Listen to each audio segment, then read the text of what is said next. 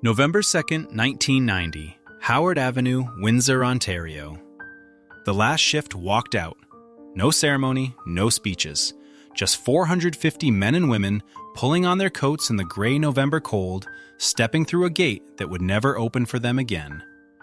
The machinery they left behind, presses, dies, stamping lines built over decades, was already tagged for removal. Destination? Romulus, Michigan. Price? $8.5 million. 77 years. Sold for $8.5 million. This was the factory that Henry Ford personally requested. The factory where, in December 1936, a young union organizer pulled the main power switch and ignited a labor movement that gave every Canadian worker the rights they still hold today. The factory that put steel wheels on virtually every car rolling off a Canadian assembly line for half a century. And it was gone. Not after a slow decline, not after years of warning, but 11 months after a new owner signed the check. How does a factory that helped build a nation get erased in under a year? The answer isn't foreign competition. It isn't automation. It's something far more calculated and far more Canadian than either of those.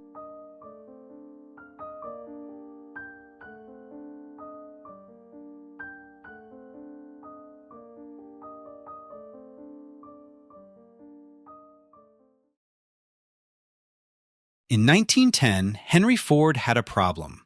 He was building cars faster than anyone in history, and he was running out of wheels to put on them.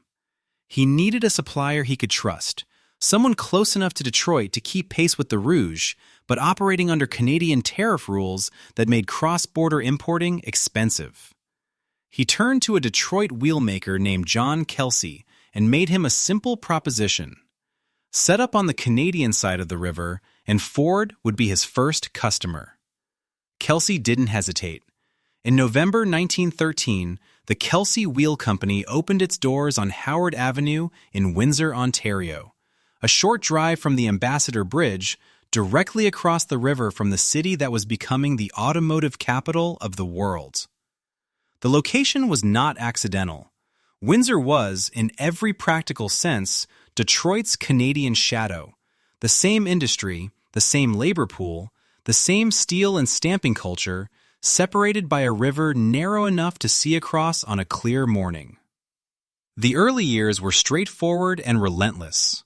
Kelsey's plant turned out wooden hickory spoke wheels for Ford, Chalmers, Studebaker, and Hupmobile. When the First World War came, the factory pivoted without missing a beat. Military wagons, gun carriages, ordnance wheels for the British and Canadian war effort. By 1919, the plant had doubled in size. The work was hard, the hours were long, and there was always more of it. But wood was already dying. Through the early 1920s, wire wheels were taking over the market, lighter, transferable between axles, cheaper to produce at scale. Kelsey's Windsor plant made the transition along with the rest of the industry. Then, in 1927, came the merger that would define the next 6 decades. Kelsey Wheel combined with its main American rival, the Hayes Wheel Company, to form the Kelsey-Hayes Wheel Company. 2 wheel dynasties, now one. The Windsor plant became the Canadian arm of a growing continental operation, and the best was still ahead. In 1934, Kelsey-Hayes engineers in the United States developed something that would quietly change every road on the planet: the drop-center steel wheel. A single-piece stamped steel rim, stronger and cheaper than anything before it, perfectly suited for the pneumatic tires that were becoming standard on every new vehicle. It replaced the wooden spoke wheel almost overnight and became the industry standard within a few years. Every car, every truck, every bus, steel wheels. And for decades, a significant share of them came from Windsor. By the time the Second World War arrived, the Howard Avenue plant was no longer a startup finding its footing. It was an established, humming piece of Canadian industrial infrastructure. one that once again shifted to war production when called upon and shifted back afterward without losing a step.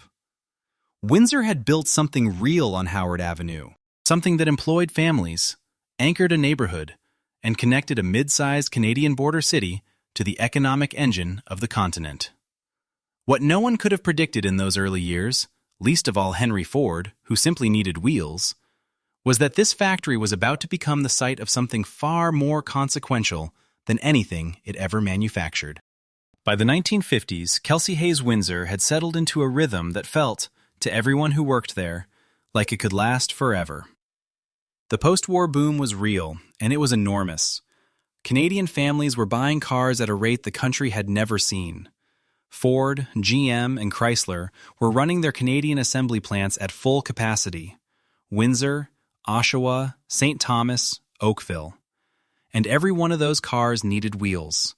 Steel wheels. Stamped, finished, and shipped from places exactly like Howard Avenue. Kelsey-Hayes Windsor was at the center of that supply chain. The plant ran multiple shifts. The parking lot filled before dawn and emptied well after dark. On Howard Avenue, the end of a shift sounded like a small city releasing its breath. Hundreds of men and women streaming through the gate, the smell of pressed steel and machine oil still on their clothes, heading home to houses in the same neighborhoods where they'd grown up. For many Windsor families, Kelsey-Hayes wasn't just a job. It was the job. The one your father had. The one that paid for the house, the car in the driveway, the week at the cottage in August.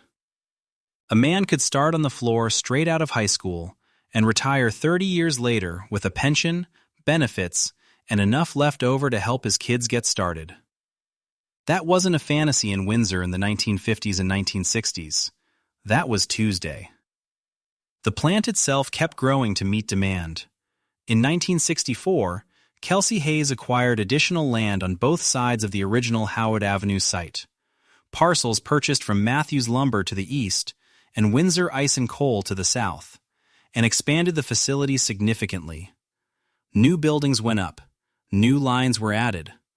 The operation that John Kelsey had started on a single plot in 1913 now occupied an entire industrial block.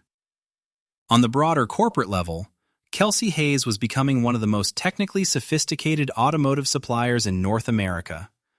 Through the 1960s, the company pioneered disc brake systems that became standard equipment on Lincoln Continentals and Ford Thunderbirds. By the early 1970s, 85% of American-made cars carried Kelsey-Hayes braking components. The company had displaced Bendix as Ford's #1 brake supplier, a position that represented not just revenue, but institutional trust built over decades. In Windsor, the product was steel wheels, and the plant was very good at making them. The Howard Avenue operation supplied wheels to all three of the major North American automakers operating in Canada: Ford across the river, GM in Oshawa, Chrysler down the road. The plant had the contracts, the equipment, the workforce, and the knowledge base that takes generations to accumulate. There is a particular kind of institutional confidence that settles into a factory that has been doing the same thing well for 50 years. The millwrights know every machine. The supervisors know every process. Workers know every rhythm of the line, when it runs clean, when it needs attention, what a good shift sounds like versus a bad one. That knowledge doesn't appear on a balance sheet. It doesn't show up in a quarterly report, but it is real, and it takes decades to build and moments to destroy. In the mid-1960s, standing on the floor of the Kelsey-Hayes plant on Howard Avenue, none of that felt fragile. Windsor was industrial Canada in full stride. The plant was expanding. The contracts were solid. 3 generations of families were building their lives around the sound of that end-of-shift buzzer. But 1973 was coming, and with it, the first owner who didn't see a factory, only a line item. Before we follow the money that eventually destroyed this factory, we need to go back to the moment that made it matter. December 1936. Windsor is in the grip of winter, in the grip of something else, a tension that had been building on factory floors across North America for years. The Great Depression had hollowed out the middle class.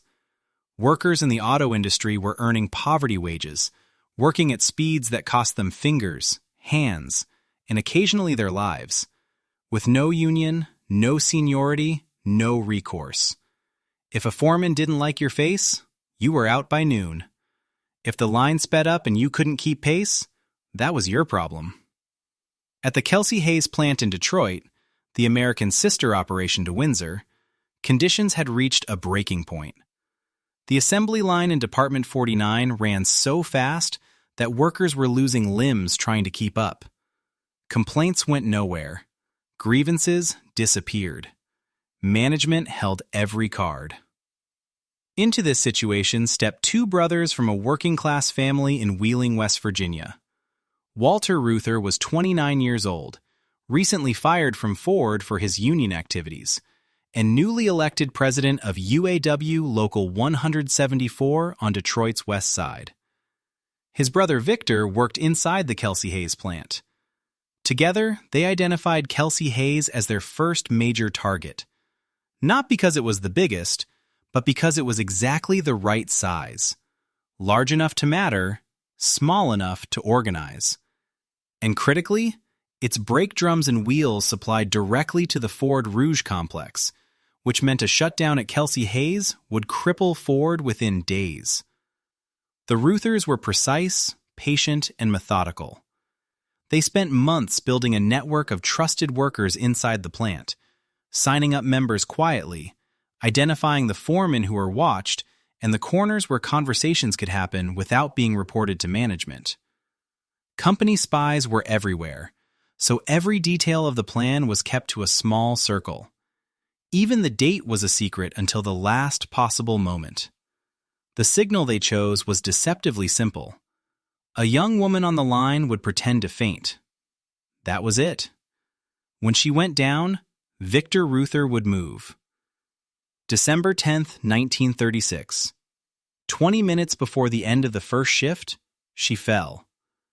Victor Reuther stepped away from his station, crossed the floor, and pulled the main power switch. The line stopped. Into the sudden silence, he climbed on top of a crate and shouted words that would echo for decades. "Strike!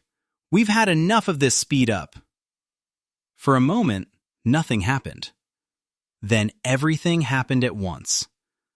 Workers who had been waiting for exactly this signal began moving through the departments, pulling others away from their stations. Management tried to clear the building, threatening criminal trespass charges. Walter Reuther, outside, was already coordinating with the growing crowd of sympathizers on the street. Company officials attempted to enter the plant to remove machinery. Thousands of supporters blocked every doorway. Kelsey-Hayes management held out for 10 days. On Christmas Eve, 1936, they settled. The settlement was modest on paper. A minimum wage of 75 cents an hour.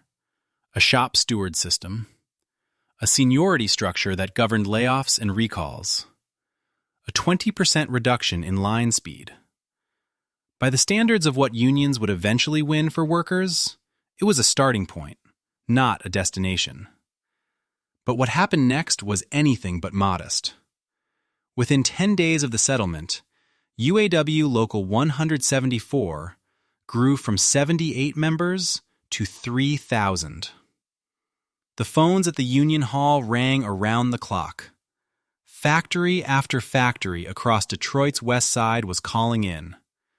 Workers who had been waiting for proof that it could be done, that a union could actually win against an automotive supplier, that management would actually sit down and sign something. The Kelsey-Hayes victory was that proof. Within weeks, the momentum reached Flint, Michigan, where workers at General Motors launched the sit-down strike that would become the most famous labor action in North American history.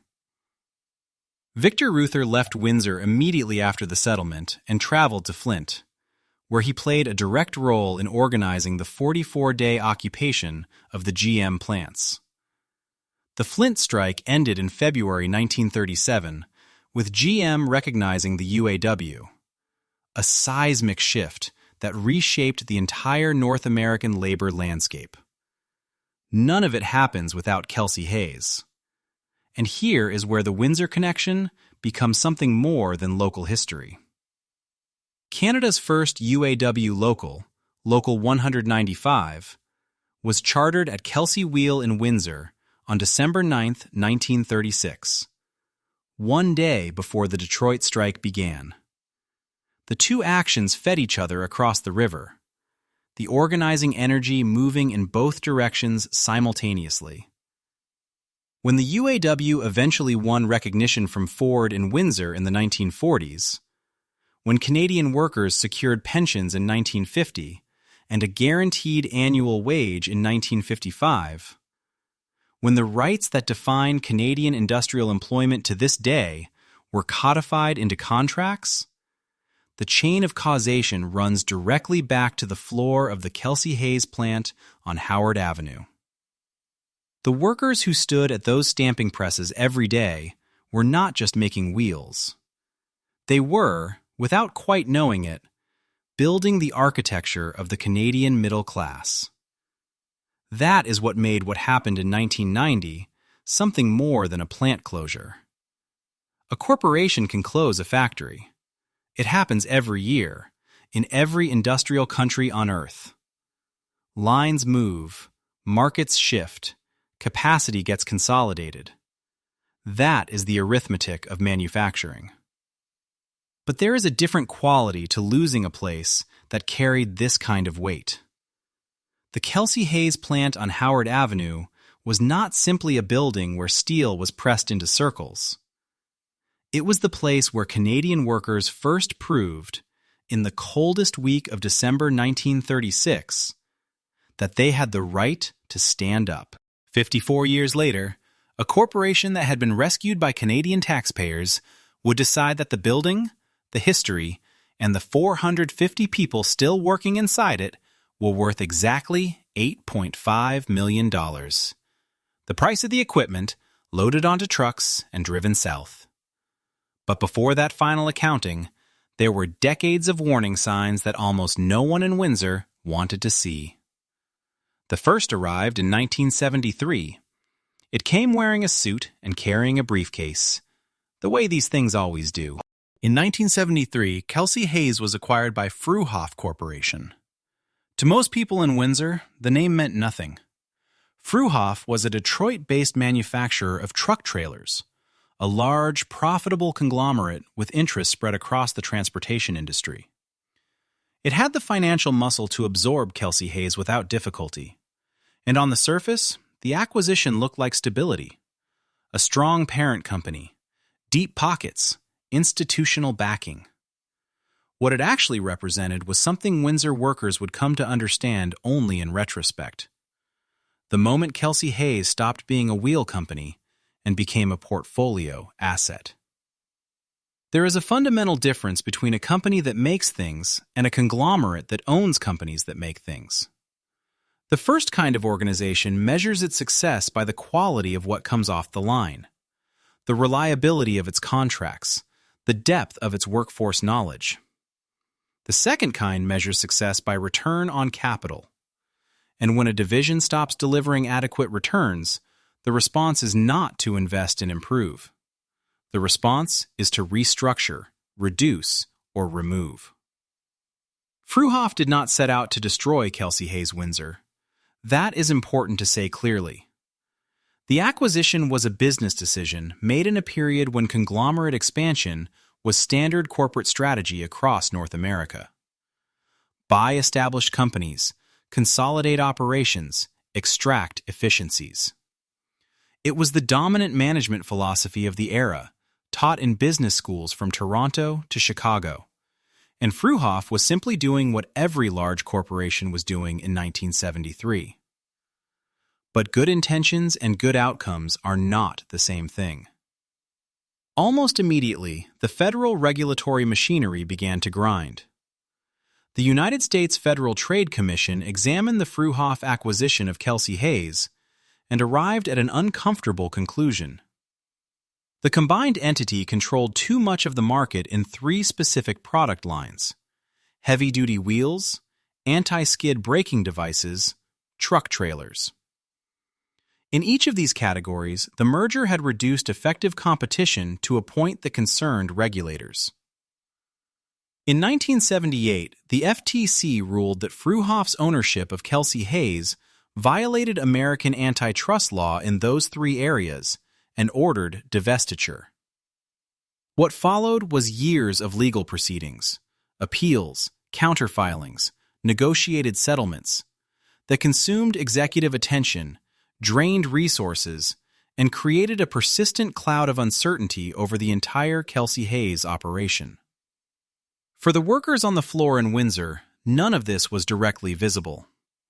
The line kept running, the shifts kept turning, the wheels kept shipping. But at the corporate level, Kelsey-Hayes had become a problem to be solved rather than a business to be built. By the mid-1980s, Fruehauf itself was in serious financial difficulty, battered by the same forces reshaping American heavy industry: import competition, volatile fuel prices, the deep recession of the early 1980s that hammered the trucking and automotive sectors simultaneously. The company that had acquired Kelsey-Hayes as a stable, profitable asset was now struggling to manage its own survival. And Kelsey-Hayes, stranded in the middle of someone else's crisis, began accumulating the financial burden that would eventually make it vulnerable to exactly the kind of buyer it least needed. In 1987, after years of antitrust litigation and corporate restructuring, Kelsey-Hayes was finally separated from Fruehauf and reemerged as an independent entity, the KH Corporation. On paper, this looked like liberation. The company was free of the conglomerate structure that had constrained it for 14 years. It had its manufacturing base, its contracts, its workforce knowledge, its reputation as a technically sophisticated automotive supplier. The core business was sound. Some analysts believed KH could make a genuine go of it as a standalone operation. The problem was the debt.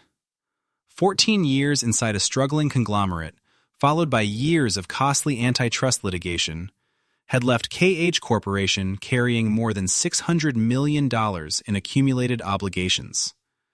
That is not a number a mid-size automotive supplier can simply absorb and continue operating normally. Every dollar of revenue that should have been reinvested in equipment, research, and workforce development was instead being redirected toward interest payments. The company was solvent, but it was running in place, spending its energy servicing a debt load that made long-term investment nearly impossible. In Windsor, the Howard Avenue plant felt the effects in practical, everyday ways. Equipment that needed upgrading was patched instead. Maintenance cycles stretched longer than they should have. Capital improvements that had been discussed for years remained on the planning list, perpetually deferred. The plant was still productive. The workforce was still skilled. But the infrastructure around them was slowly, quietly falling behind. Meanwhile, the steel wheel market itself was changing in ways that made Windsor's position increasingly precarious. Aluminum wheels were gaining market share through the 1980s, driven by consumer demand for lighter vehicles and the fuel efficiency standards that followed the oil crises of the 1970s. Steel wheels were not disappearing. They remained the standard for base and mid-range vehicles, but the premium end of the market was moving away from them. A plant built around steel wheel production in a building expanded in 1964 to meet the peak demand of a different era was carrying more capacity than the shifting market required. Overcapacity is a quiet killer. It doesn't announce itself. The line still runs, the orders still come in, but the utilization rate drops, the cost per unit rises, and the plant that was once a source of profit becomes a drain on resources that a cash-strapped parent company can no longer justify. By 1987, KH Corporation knew it needed a buyer. The debt load was too heavy, the capital requirements too large, the market pressures too sustained for an independent company to manage alone. The search for a suitor began.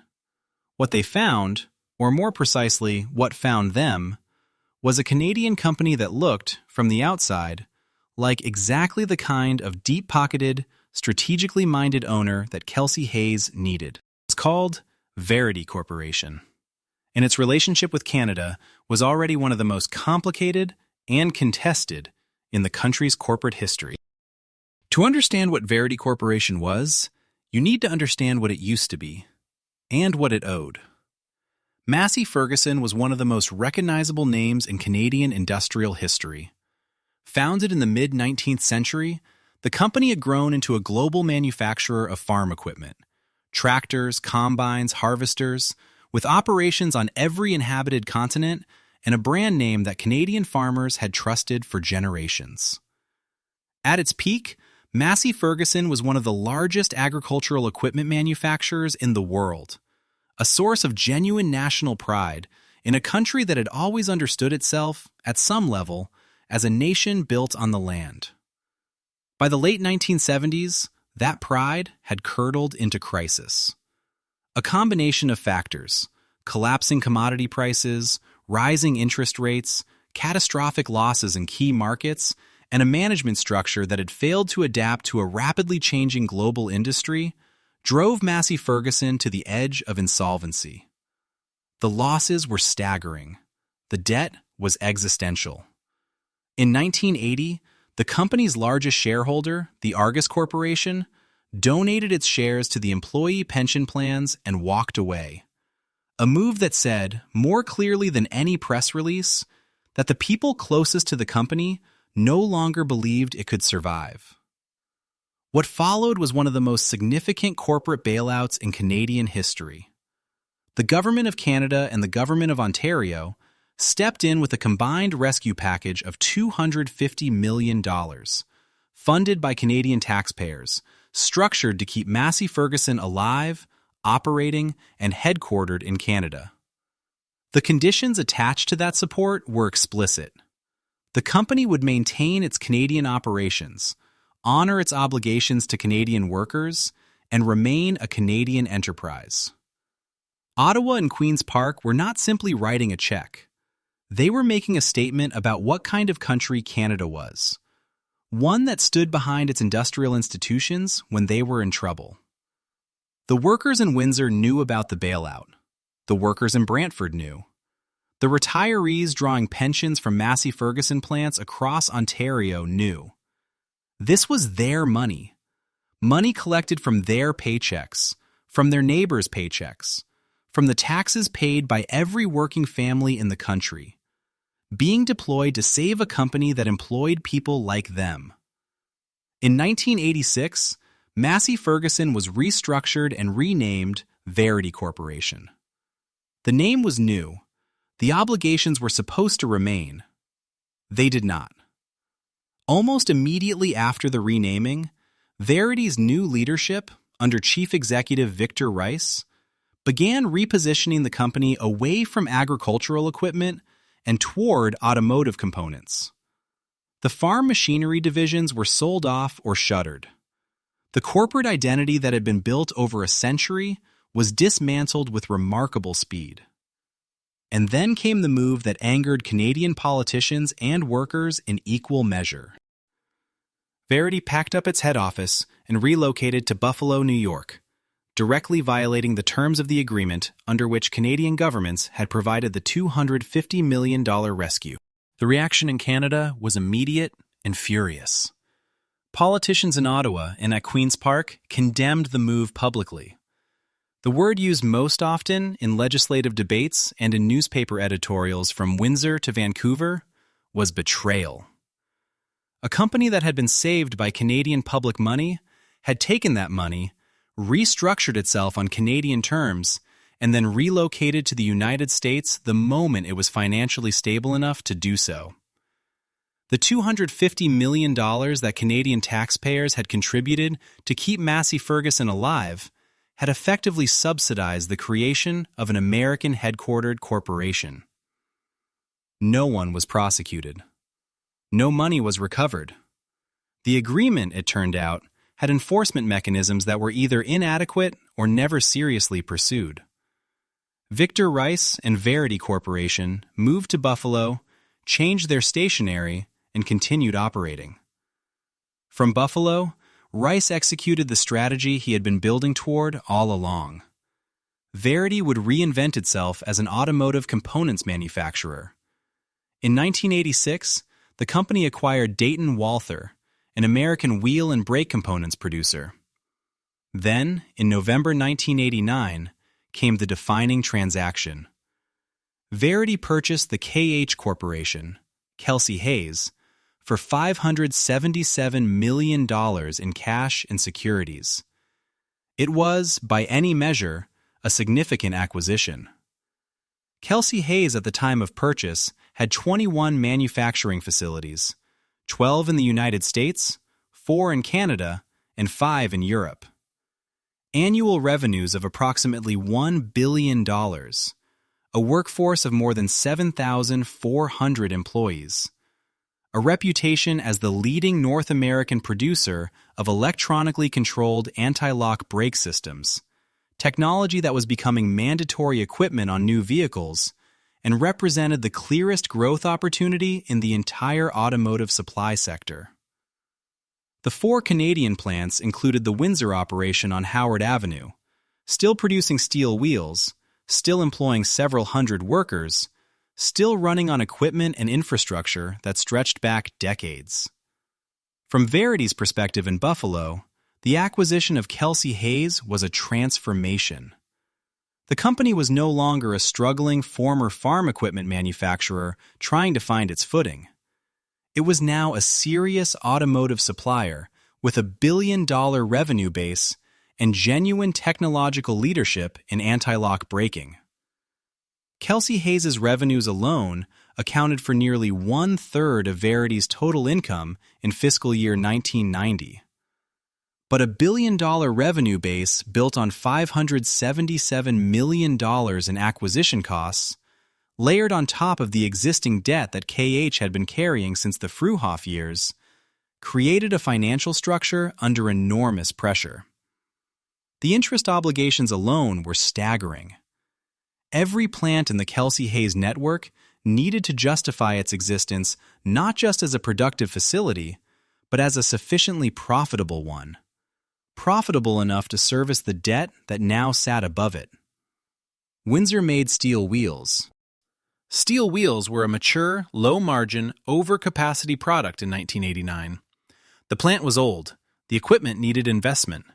The market was contracting at the premium end toward aluminium. The arithmetic was not complicated. 11 months after Varity signed the purchase agreement for Kelsey-Hayes, the Howard Avenue plant was gone. The company that Canadian taxpayers had rescued in 1980, on the explicit condition that it would remain Canadian and protect Canadian workers, had used those 9 years of stability to position itself to make exactly this kind of decision, efficiently, legally, and without a moment's hesitation. The workers on Howard Avenue never had a chance. They were never part of the calculation. November 1989. The ink on the Varity purchase agreement was barely dry. For the workers at the Howard Avenue plant, the change of ownership registered as background noise, the kind of corporate reshuffling that happened regularly in the automotive supply industry and rarely changed anything on the floor. A new name on the letterhead, a new set of executives in the head office, this time in Buffalo instead of wherever they had been before. The line still ran, the orders were still coming in, the end-of-shift buzzer still sounded at the same time every day. What the workers could not see was what was happening in the spreadsheets. Varity had paid $577 million for Kelsey-Hayes. That purchase price, combined with the debt load KH had been carrying since the Fruhoff years, meant the new parent company was operating under an obligation structure that left almost no room for tolerance. Every facility in the network was being evaluated not on its history, not on its workforce, not on the institutional knowledge accumulated over decades, but on a single question. Is this plant generating sufficient return to justify its continued existence? For Windsor, the answer was becoming harder to defend with each passing month.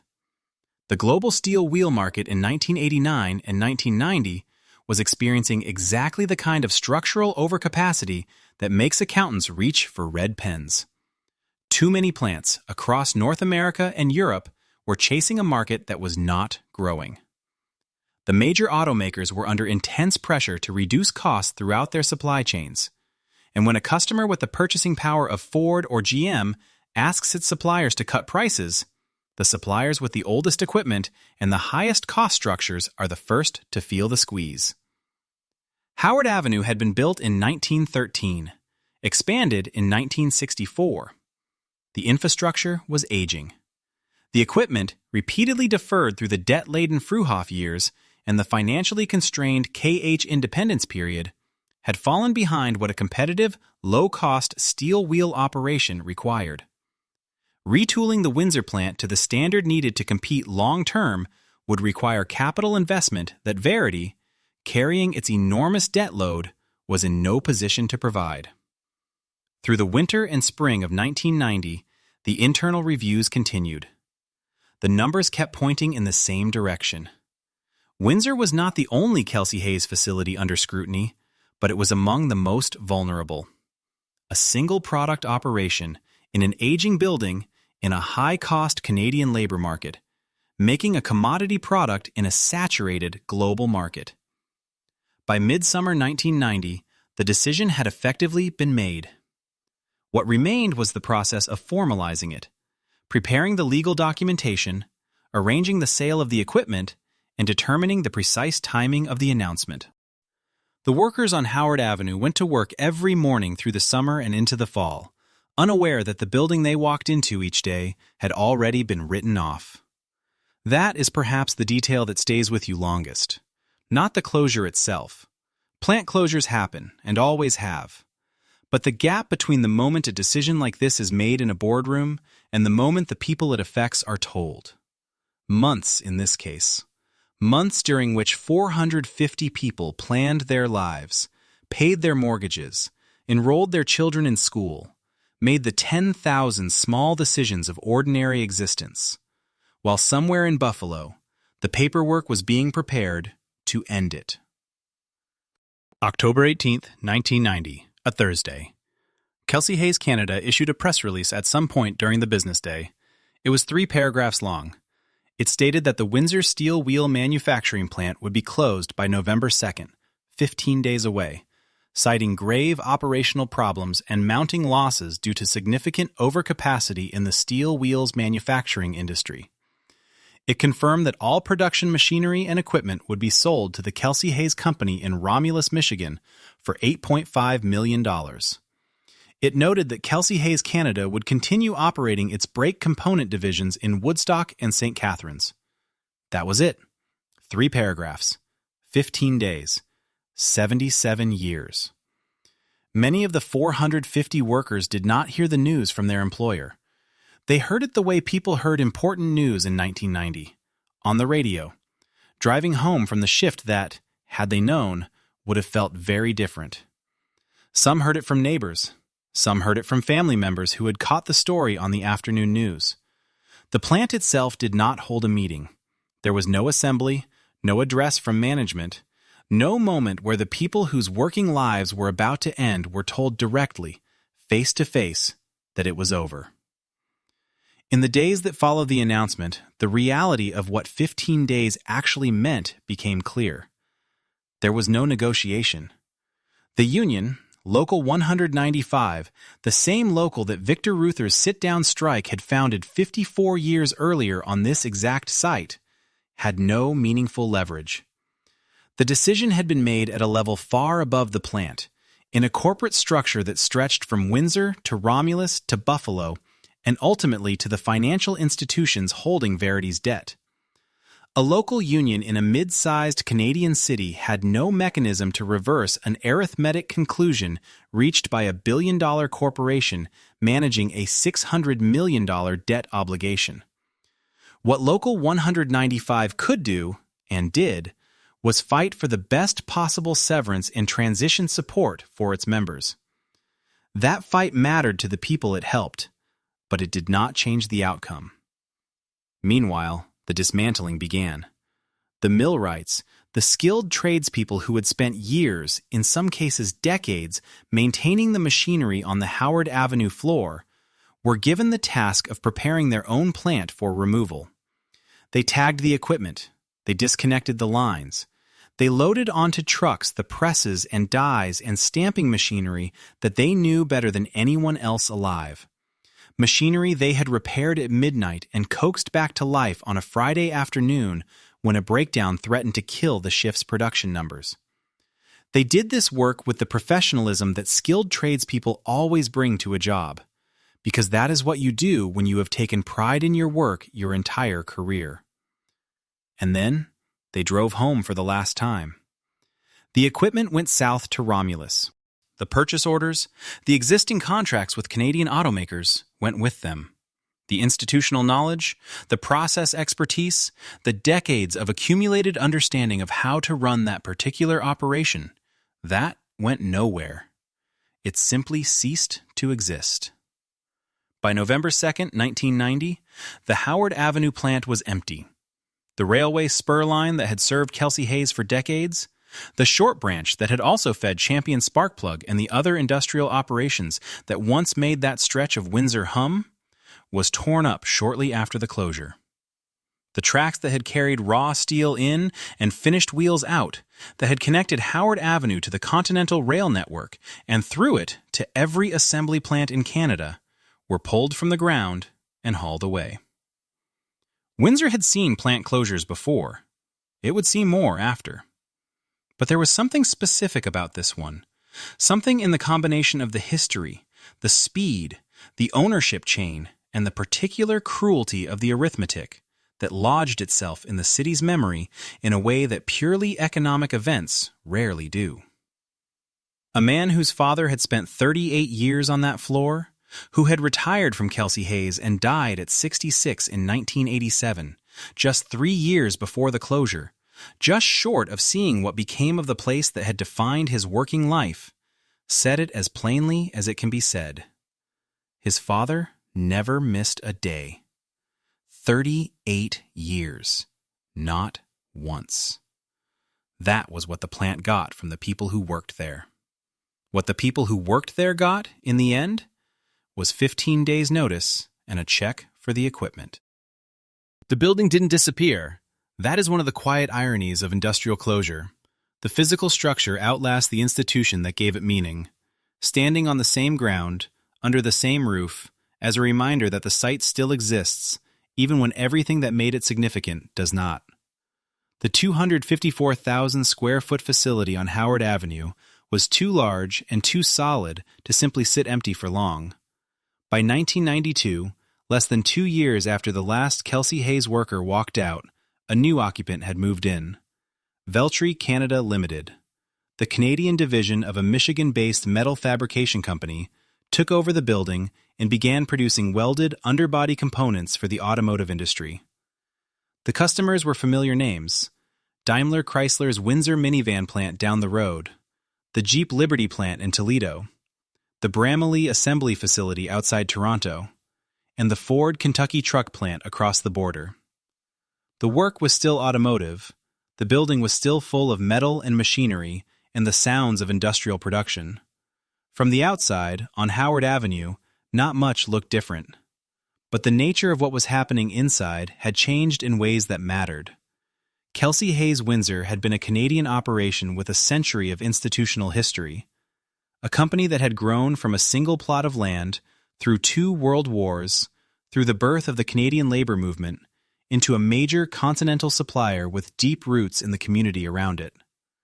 Varity Canada was a branch plant, a division of a Michigan company established to serve the supply chain needs of American automakers operating in Canada, with no particular connection to Windsor beyond the availability of a large, vacant industrial building at the right moment.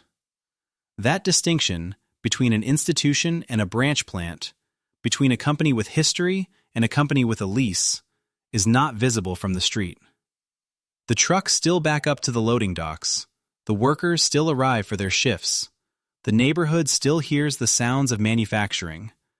But the decision-making, the ownership, the strategic direction, none of it lives in Windsor. It never did again. Veltri Canada operated on Howard Avenue through the late 1990s and into the early 2000s, supplying the automotive assembly plants that were themselves under increasing pressure as the industry continued its long structural reorganization. In 2004, Veltri entered bankruptcy. The building and its associated properties were acquired by Flexengate, another Michigan-based automotive supplier, one that would grow over the following 2 decades into one of the largest private companies in the United States. The address on Howard Avenue became, once again, a facility in someone else's supply chain. Useful, productive in its way, but no longer rooted. There is a particular kind of institutional memory that lives in a place when a company has been there long enough. The old-timers who remember how the line ran in 1962. The foreman who knows which press needs an extra 10 minutes to warm up in January. The maintenance crew that has memorized every electrical fault in a building that was wired in 3 different decades. When Kelsey-Hayes closed, that memory left with the people who carried it. What remained was a building. Well-constructed, appropriately located, entirely available. Windsor had lost something that cannot be rebuilt by putting a new tenant in an old space. Not because the new tenants did anything wrong, but because what had been lost was not square footage. It was continuity. It was the particular, irreplaceable weight of a place that had mattered for a very long time. The railway spur was gone. The Kelsey-Hayes name was gone. The local 195 presence on Howard Avenue, the union local that had been born in this building in December 1936, was gone. What remained was a structure that looked, from the outside, like a factory, and was, in some diminished sense, still functioning as one. But the soul of the place had been loaded onto trucks in October 1990 and driven south across the border. For $8.5 million. Kelsey-Hayes was not the first factory Windsor lost, and it was not the last. That is the context that transforms a single plant closure into something larger. Not just the story of one company on one street, but a chapter in a longer story about what happened to industrial Canada in the final decades of the 20th century, and what that meant for the people who had built their lives inside it. Windsor in 1990 was already carrying scars. The Windsor transmission plants had closed before Kelsey-Hayes, taking with it another block of skilled manufacturing jobs that had anchored families and neighborhoods for a generation. Other suppliers had consolidated, restructured, or quietly relocated production to lower-cost jurisdictions. The process was not dramatic in the way that a single large closure is dramatic. It was gradual, plant by plant, shift by shift, a slow erosion of the industrial base that had made Windsor one of the most prosperous working-class cities in Canada. What Kelsey-Hayes represented, in that context, was not an isolated event. It was a data point in a pattern, and the pattern was becoming impossible to ignore. The men and women who had built their lives around Windsor's manufacturing sector had made a reasonable bet. They had chosen skilled trades over university degrees at a time when skilled trades paid better than most degrees and offered something a degree rarely could: the security of knowing that what you made was real, that it was needed, that it would always be needed. A car without wheels is not a car. A city without the people who make the parts is not an industrial city. The logic seems sound. For 30 years it was sound. What shifted was not the logic. What shifted was the ground beneath it. The automotive supply chain that had sustained Windsor was being reorganized by forces that operated at a scale far above the city, the province, or even the country. Corporate consolidation, financial engineering, the relentless pressure on publicly traded companies to deliver quarterly earnings growth regardless of the long-term consequences. The emergence of lower-cost manufacturing jurisdictions that made a plant built in 1913 and expanded in 1964 look, on a spreadsheet, like a liability rather than an asset. None of these forces asked Windsor for its opinion. None of them factored in the 3 generations of families who had organized their entire existence around the assumption that the work would continue. None of them assigned any value to the institutional knowledge, the community infrastructure, the union-won benefits and pension rights that represented decades of negotiated progress.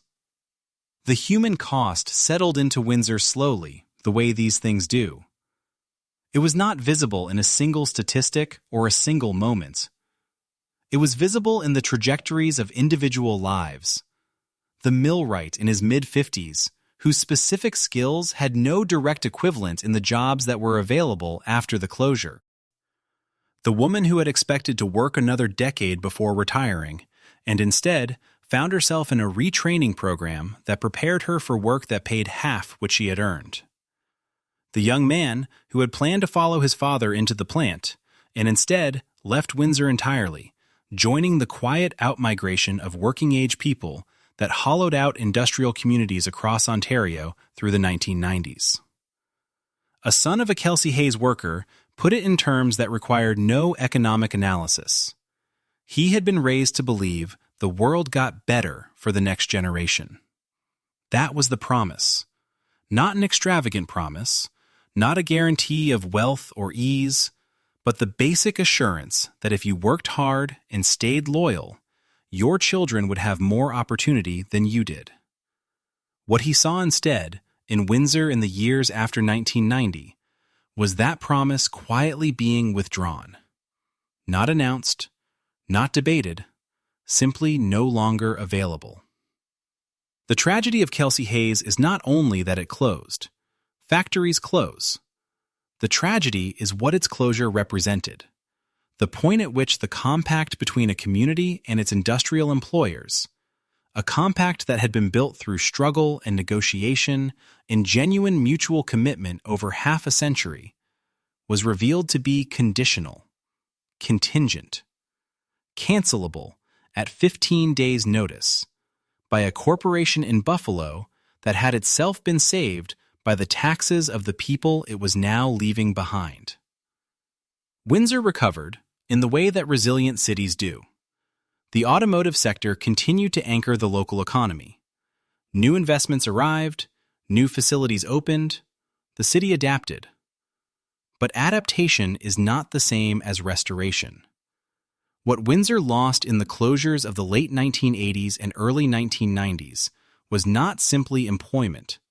It was a particular quality of economic security, a specific kind of working-class confidence that came from knowing that the plant down the street had been there for 70 years and would be there for 70 more.